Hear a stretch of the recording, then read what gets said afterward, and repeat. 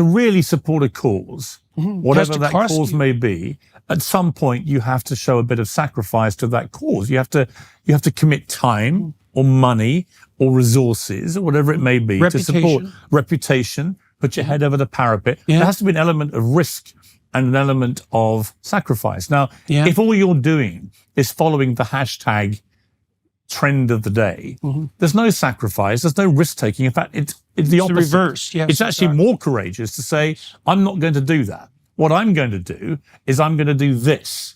And it's a far more tangible and effective way of trying to get racial injustice to a better place, which everybody should share that desire.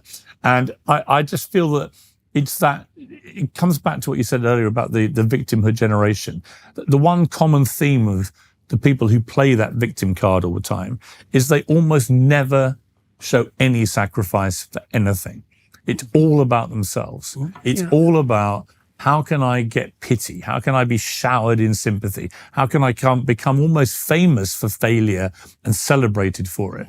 Rather than the way I was brought up, which is you celebrated success, you drowned your sorrows with failure, and you didn't let it take you down or destroy you, and you dusted yourself down and got back on with it. But the idea of celebrating failure, the idea of celebrating coming last at the school sports day, the idea that everyone had to get a participation prize, even if they were terrible at something. No. Right. I wasn't very good at athletics at school. I was very good at cricket. I was one of the best cricket players aged 12 in the country. And my dream was to be a professional cricketer. I never made it. My other dream was to be a journalist. I made that. But I was terrible at athletics. My two brothers were brilliant at athletics. They used to win everything. But I used to always win the non-finalist race. And I was very happy about that. Because I said to What is that? Well, so everyone who didn't win a race got put in the non-finalist race. So you were the kind of lepers with the most fingers, right? For want of a crass phrase. And the point was that you were competing against other losers, but you could still win something. And I thought, I'm going to be the best loser because I'm crap at this. I can't really run or hurdle or throw javelins or anything like that. But I can beat this lot. And I was proud of that. But I never mistook it for actual glory or winning. And I think people that, I see people on social media, they say, I'm so proud of myself. I just passed my driving test at the 11th attempt. And I'm like, why would you want anybody to know that? Why would you want anyone to know that you're so completely clueless at driving? That it took you 11 attempts to pass your driving test. And what do you want me to do? Do you want me to send you champagne? Do you want to be trending #1 around the world for being the worst driver in the world? What are you celebrating here?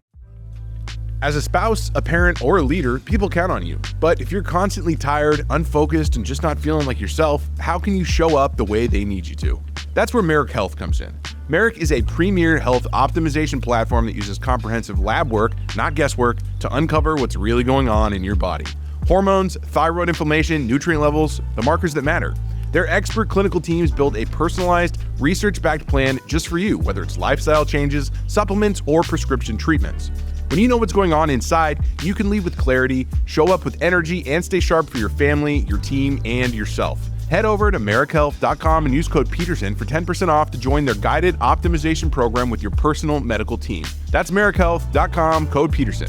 Stop guessing, start leading, and start with Merrick Health. If you passed your driving test at the 11th attempt, I'm pleased for you, but I'm not proud of you. This is not something that should instill pride in you. And I think that's where society's so warped now.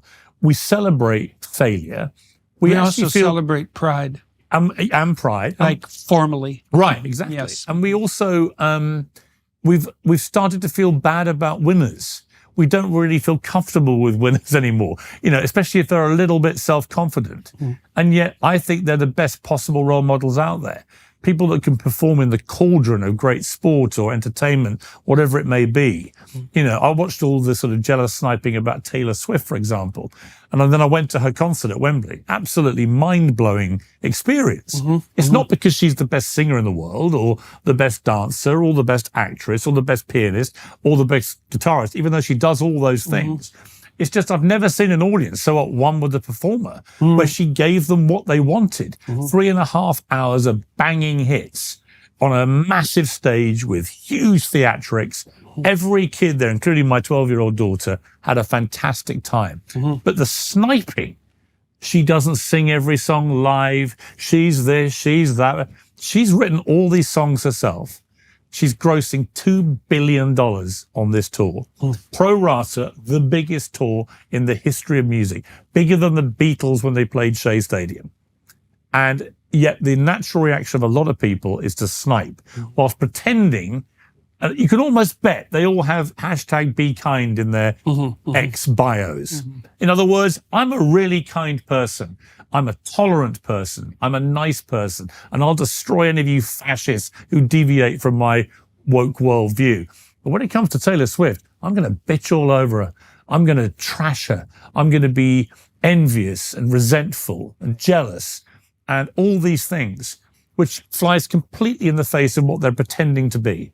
And it's that complete double standard that I see with so many of the, right. Well, for want of a better phrase, the woke brigade, as I call them. But it is as Elon Musk has said, it's a mind virus, and they are actually leading lives and behaving in a way that is completely the opposite of what they are masquerading as. And I find that that deceit and that fraud actually pretty offensive. And it's like it just exposes them for what they are. Well, I think to bring it back to the talent shows, I think that's all dramatized in America's Got Talent and Britain's Got Talent, right? Because it's people come out there and they can't help in some sense but show who they are very rapidly. Yes. Right. They're on stage and they're naked on stage, right? And then they're judged. And if it's done well, then the cream rises to the top and everybody's thrilled about that, And so now you said something right at the beginning that I'd like to return to too. You talked about the shift that you've made into online journalism. And so you're, I presume, much more autonomous, but you also said that you're having the most interesting time of your career. Okay, so what exactly you had some positions where you presume that you had a fair modicum of editorial freedom and so forth. So what's the cardinal difference with what you're doing now in terms of its effectiveness publicly, but also in terms of its effect on your own motivation and your quality of life? I would take the Israel-Hamas